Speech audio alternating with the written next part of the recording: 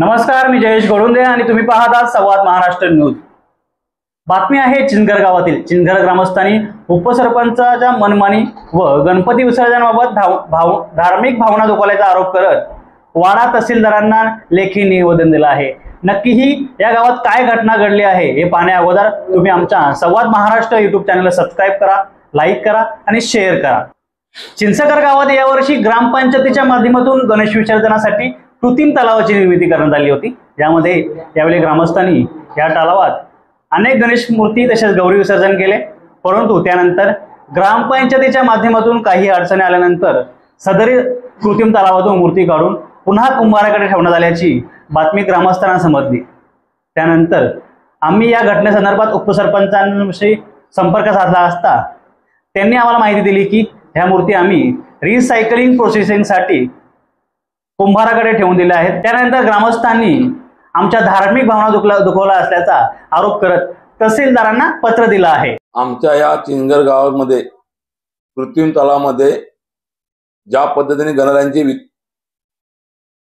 विसर्जन झालं, हे विसर्जन माझ्या जन्मापासून महाराष्ट्रात मला पहिल्यांदा बघायला मिळाले की गणरायांचं विसर्जन करून गणरायांचा निरोप घेऊन आम्ही घरी पोहोचत नाही तर दुसऱ्या दिवशी तेच गणराया दुसऱ्याही दारात गेल्यानंतर दुसऱ्या दारात बघितल्यानंतर ही भावना गावामध्ये अतिशय लोकांची तीव्र झालेली आहे। आणि या तीव्र भावनेमध्ये ही आम्ही शासन दरबारामध्ये याची कारवाईची मागणी करणार आहोत, कारण आज तागायतपर्यंत असा इतिहासामध्ये कुठेही किंवा महाराष्ट्रात कधी अशी घटना घडलेली नाही। आणि गणरायांच्या याच्यामुळे हिंदू संस्कृती ही कुठेतरी दबगायला जाण्याची दाट शक्यता नाकारता येणार नाही।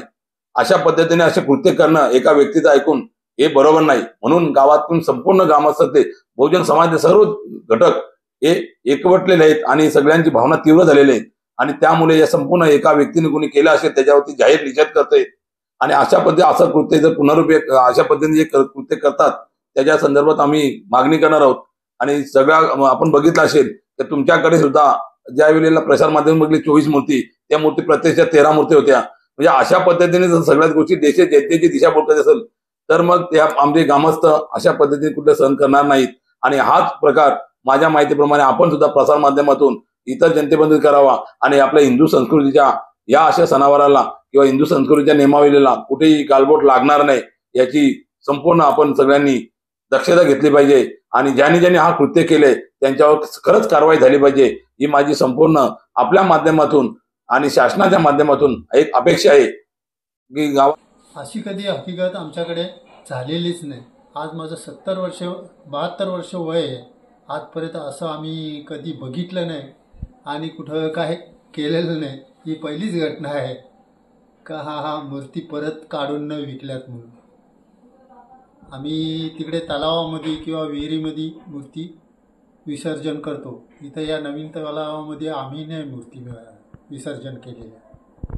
काही लोकांनी केल्या त्यांची ही घटना झालेली ही ऐकायला मिळते आम्हाला।